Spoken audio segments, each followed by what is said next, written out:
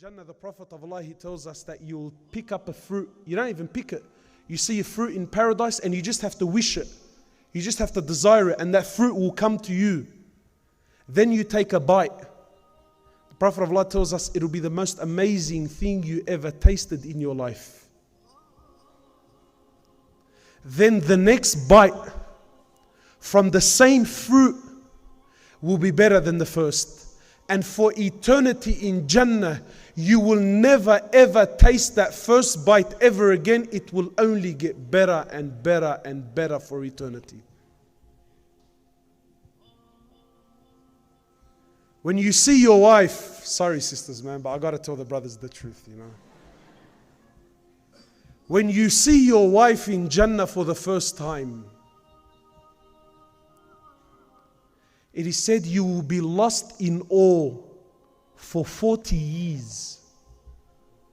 So you're going to go, what? For 40 years.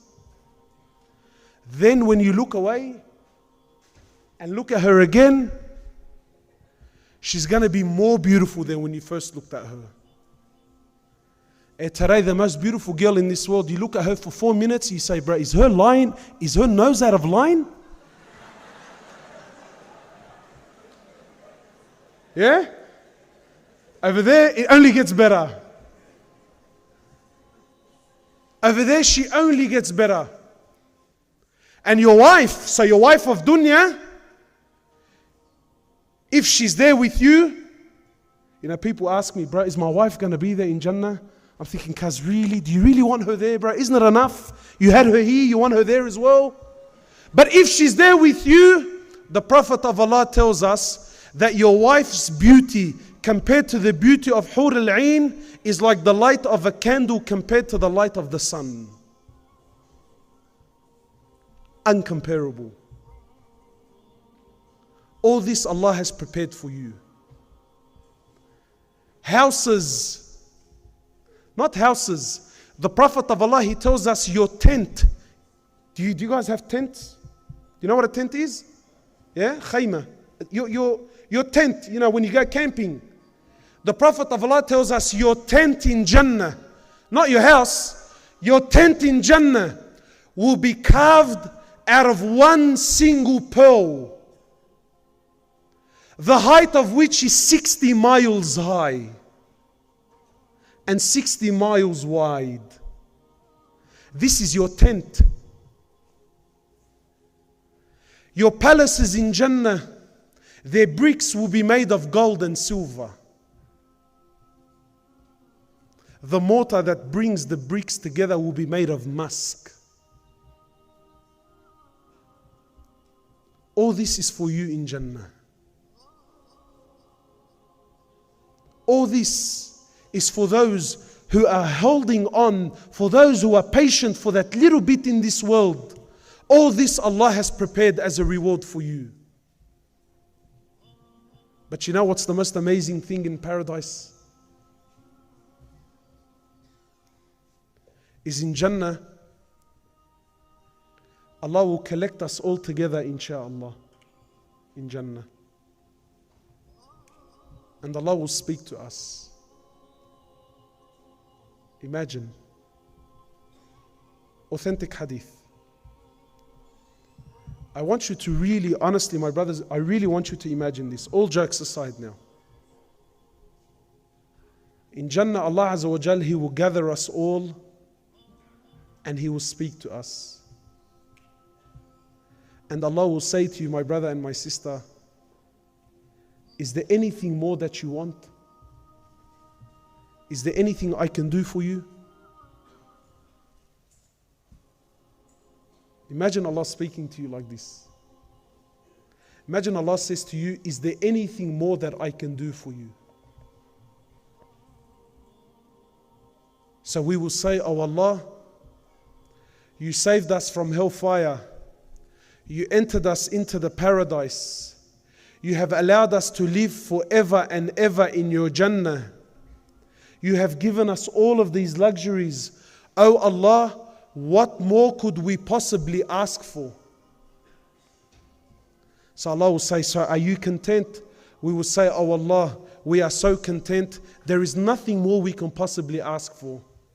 Allah will say, then if that is the case, as of this day forward, I promise you that from this day forward, I will never ever be displeased with you ever again. Imagine this, my brothers. Imagine this, Allah Azza wa Jal will never be displeased with you ever again. You think that's enough? Wallahi, it's not. The Prophet of Allah, he tells us in the authentic hadith. He says, Allah Azza wa Jal will gather us once more. And He will say, O my servants, are you happy? Are you pleased? Are you content? And we will say, Oh Allah, what more could we possibly ask for? Oh Allah, you've given us everything that we've desired. Oh Allah, you've entered us into the paradise. You've given us all that which we desired.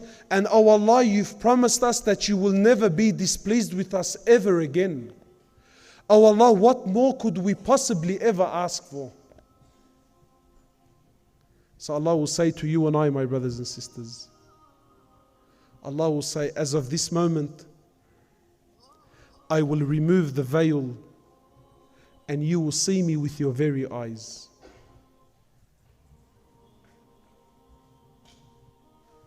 Imagine seeing Allah. So the Sahaba asked, they said, O Prophet of Allah, will we really see Allah with our eyes?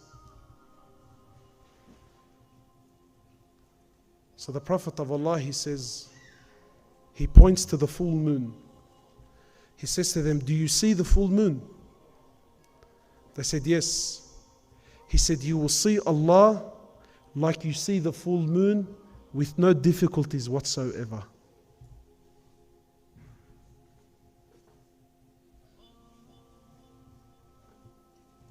This is the ultimate gift in Jannah, my brothers and sisters. These 50, 60 years that we're going to live here, wallahi, it's nothing. For those of you who work hard, for those of you who hang on to their deen, know that this is what Allah has promised you.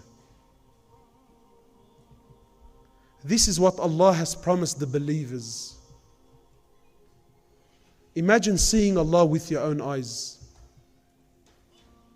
Imagine being in that environment where you everything your heart ever desires. But my brothers and sisters, wallahi, if that is what you desire, then you have to work for it, man. Like how every one of us, he knows that if he wants to drive a Ferrari in this world, then he has to work hard. And if you want to live in a nice mansion, then you have to work doubly hard. If you're expecting that reward from Allah, know that you have to pay the ultimate price. And this is what it's all about. Sometimes people tell me, I don't have that stamina to move forward. Never forget why you do what you do. When things get tough, remember that I want to see Allah. When things get tough, remember that I want to be of those who live in Jannah for eternity. And this is what drives us, my brothers and sisters. Wallahi, I want to thank you all for allowing me to come. I want to thank the organizers for bringing me here. Wallahi, I've really loved Oslo, honestly. I've really enjoyed it. I believe you people are beautiful, beautiful people. May Allah subhanahu wa ta'ala bless this city. May Allah subhanahu wa ta'ala bless every single one of you. May Allah subhanahu wa ta'ala bring you all closer to the deen. My brothers and sisters, don't waste these 3 days. Don't waste your time. Don't make these things like events that we attend. Make a move in your life, man. Wallahi, don't waste your life. You know, on the day of judgment, Allah subhanahu wa ta'ala, He will say to the believer, He will say to him, read Quran like you used to read in dunya, and the last verse that you stop at will be the level of Jannah that you will end up in. So imagine those that memorize the Quran. Then imagine you and I who only knew Qul huwallahu ahad and Qul a'udhu bi rabbil falaq. Wallahi, for every letter that you didn't memorize, wallahi, you're gonna kick yourself. That if I just worked that little bit harder, man, I would have made it. So my brothers, after these 3 days of, mashallah, talk after talk, what are you gonna do? What is your plan? What is your action plan? Are you gonna be like everyone else who came, was entertained, went home and no change in his life?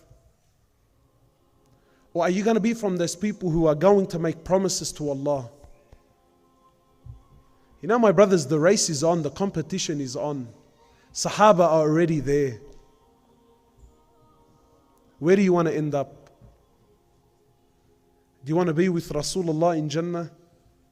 Do you want to be in first class? Or do you want to be right at the back next to the toilets, man? You make that choice, inshallah. I ask Allah subhanahu wa ta'ala to make us all from the people of Firdaus al-A'la. I ask Allah subhanahu wa ta'ala to make us from the companions of Muhammad sallallahu alayhi wasallam. I ask Allah subhanahu wa ta'ala to bless this city and to bless every single one of you and to guide every single one of us and the whole ummah at large. I ask Allah subhanahu wa ta'ala to guide us to the way of Rasulullah sallallahu alayhi wasallam, and I ask Him to not take our souls until He is pleased with it. Subhanakallahumma wa bihamdik. Ashhadu an la ilaha illa ant. Nastaghfiruka ونتوب إليك. السلام عليكم.